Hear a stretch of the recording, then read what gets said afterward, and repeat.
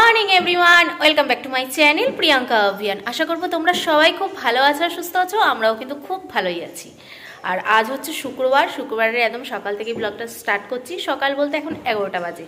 তো সমস্ত কাজকর্ম, চা খাওয়া, সকালের ব্রেকফাস্ট খাওয়া, তুর্যর তুলসী পাতা দুলালে তাল মিস্ত্রি রস করে খাইয়েছি। তারপরে তোমার দুধ রুটি খাওয়া কমপ্লিট হয়ে গেছে, ডিম সিদ্ধ খাওয়া কমপ্লিট হয়েছে। তুর্যর মোটামুটি সমস্ত কিছু কমপ্লিট, আমারও এদিকে সমস্ত কিছু কমপ্লিট হয়ে গেছে। তুর্য শুধু স্নান বাকি। আর আমি একটুখানি রেডি হয়ে গেছি, তোমরা দেখতেই পাচ্ছ। রেডি সেডি হয়ে তোমাদের কাছে চলে এসেছি।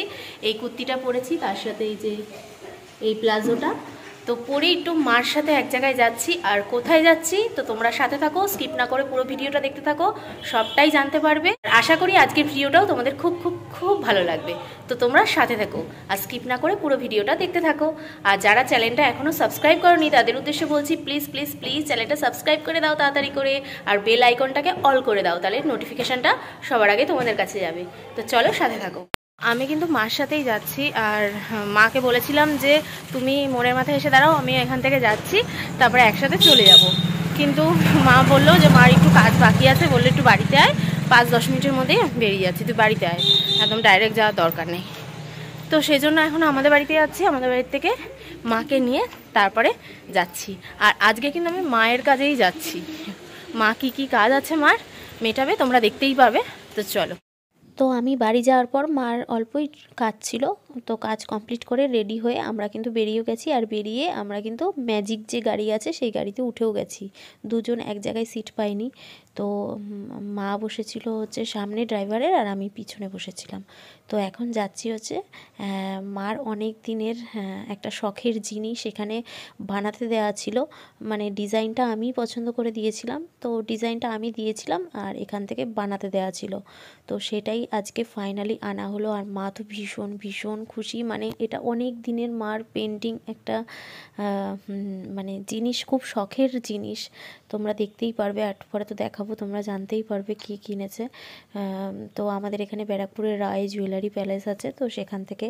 তো মা অনেক খুশি, অনেক খুশি, কারণ এটা মার অনেক দিনের শখের জিনিস, অথচ আনা হচ্ছিল না, কিছু কেনা হয়, অথচ নিজে শাখা আনা হয় না, শাখাটাই আনা হচ্ছিল না।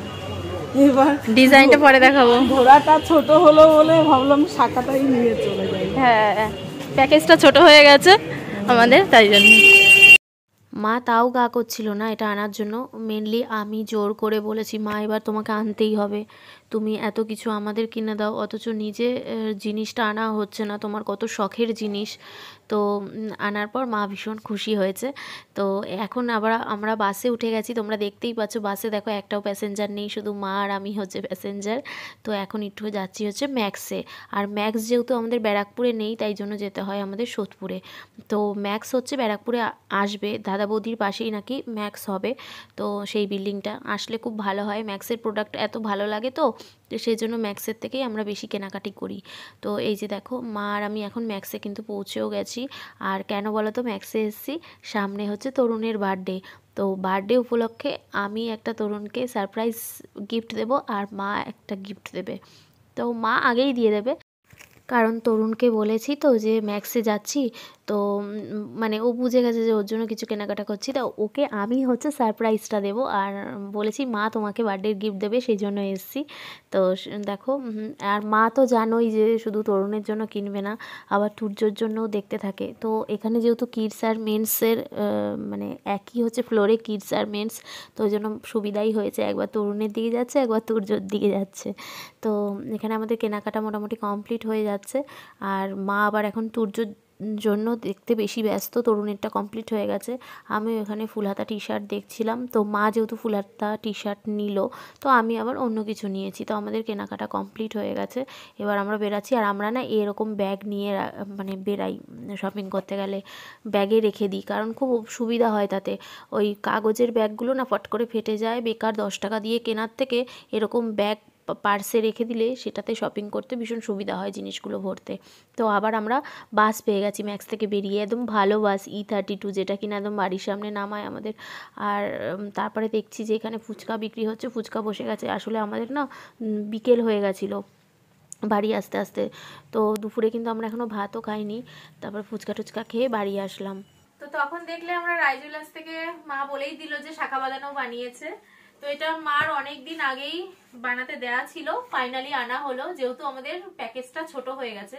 তো আমি বললাম মা, যেহেতু আমরা অত বড় ট্যুর করছি না, প্যাকেজটা ছোট হয়ে গেছে, মানে শুধু তিরুপতি যাবো, তিরুপতি থেকেই চলে আসবো, তো তুমি শাখা বাঁধানোটা এনে নাও সেই টাকা দিয়ে। তো এটা অনেকদিন আগেই মার বানাতে দেওয়া ছিল, তো এখন ফাইনালি এনেছে। দেখতে দেখো ঠিক এরকম হয়েছে, ব্যাক ক্যামেরায় তোমাদের দেখাবো ভালো করে। তো এই যে ভালো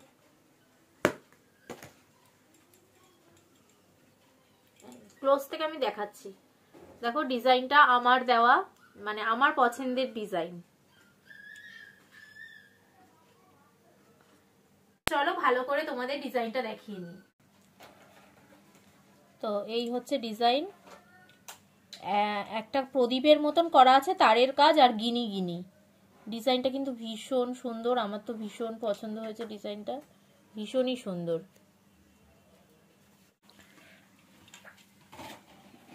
তো এবার ক্লোজ থেকে দেখো ডিজাইনটা কতটাই সুন্দর।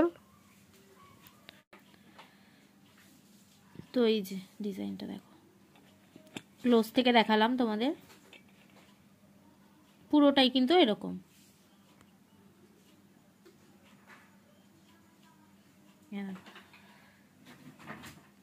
পুরো রাউন্ড করে এরকম। মার শাখা বাঁধানোটা তোমাদের কেমন লাগলো অবশ্যই কিন্তু আমাকে কমেন্টসে জানিও, যে মার শাখা বাঁধানোটা কেমন হয়েছে, তোমাদের কাকিমার শাখা বাঁধানো। তো চলো, মা এবার হাতে পড়বে, আগে ঠাকুরের সামনে রেখে দিয়েছে, ঠাকুরকে পরিয়ে নিয়েছে মা লক্ষ্মীকে, তো এবার মা পড়বে। মার হাতে কেমন লাগে তোমাদের দেখাচ্ছি। তো এই যে দেখো মা পরে নিয়েছে, তোমরা দেখতে পাচ্ছ মার হাতে। পরে হয়েছে তোমরা বলো। হ্যাঁ বলবে, আমাকে বলবে, ঠিক জানাবে। এই যে মার হাতে দেখো, ক্লোজ থেকে দেখো, হাতে পরার পর বসলে তখন ভালো লাগে। এই যে হাতে কিন্তু খুব সুন্দর লাগছে দুটো হাতে। তো মার হাতে না শাখা পরে হাতটার মানে পুরো চেঞ্জ হয়ে গেছে, শাখা বাঁধানোটা পরার পর এত ভালো লাগছে, মনে হচ্ছে নতুন বউ নতুন বউ। আসলে এক হাতে আইস তো, এক হাতে বালাই তো সবসময় পরে, শাখা বাঁধানো পরার পর হাতটা পুরো অন্যরকম লাগছিল। তো আমরা ফাইনালি বাড়ি চলে এসেছি, আর বাড়ি এসে দেখো তুর্য এখানে, পাপা যেহেতু অফিস থেকে চলে এসছে, অফিস থেকে আসার পর পাপার ফোন নিয়ে ব্যাস এবার গান চালিয়ে দেখছে। আমি বলছি মাম্মাম এত ফোন ঘাটে না, ফোনটাকে সরিয়ে রাখো, এরকম তাকাচ্ছে দেখো আমার দিকে। আমি বললাম মাম ফোন ঘাটতে নিয়ে এত ফোন ঘেটো না, তোমার চোখটা যাবে অকালে। তো ফোন ঘেটেই যাচ্ছে তবুও। তারপর দেখো আবার নাচের জন্য মানে স্টেপ তুলছে আর কি, একটু গান হলেই নাচ শুরু, ব্যাস রেডি। উনি এখন নাচার জন্য আবার বসে পড়লো, কি মনে হলো। তো দেখো ফাইনালি ব্যাস গান পেয়ে গেছে, নাচ শুরু করে দিয়েছে।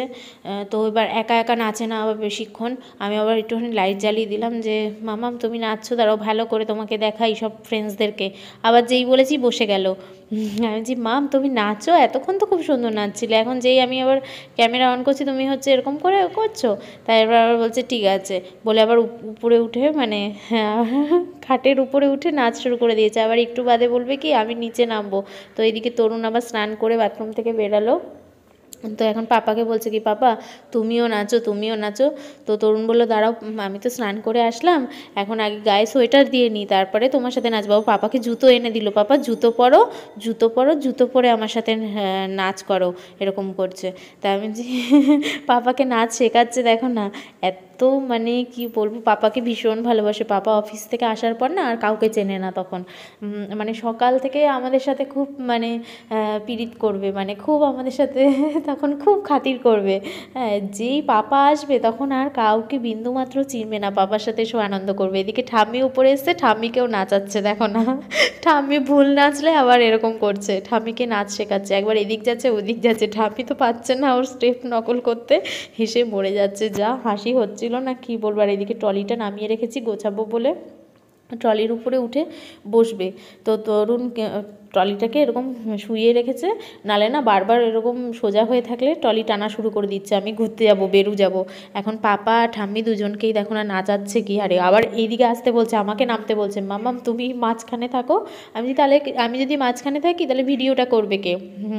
তখন বলছে কি তুমিও নাচো, তুমিও নাচো। তারপরে আমি এখন নাচবো না, এখন তুই ঠাম্মিকে আর পাপাকে নাচা, পরে আমি নাচবো। আমরা নিচে নেমে গেছি, আর নিচে নেমে দেখো পাপা আর বেটার খেলা দেখো, খেলা দেখো এদের। কাশে না, এত দুষ্টুমি করে, এত ইয়ে করে, বিষম খেয়েছে। তো চলো এখন হচ্ছে আটা মাখবো, আজকে আমাদের রাতে রুটি হবে। তো এই যে এখন আটা মাখতে বসবো। হ্যাঁ কি বললে সোনা? জল দাঁড়া, নাও ওইসব করো করা। তো এখানে আমার আটা মাখা কমপ্লিট হয়ে গেছে, আমি লেচিগুলো করে দিচ্ছি।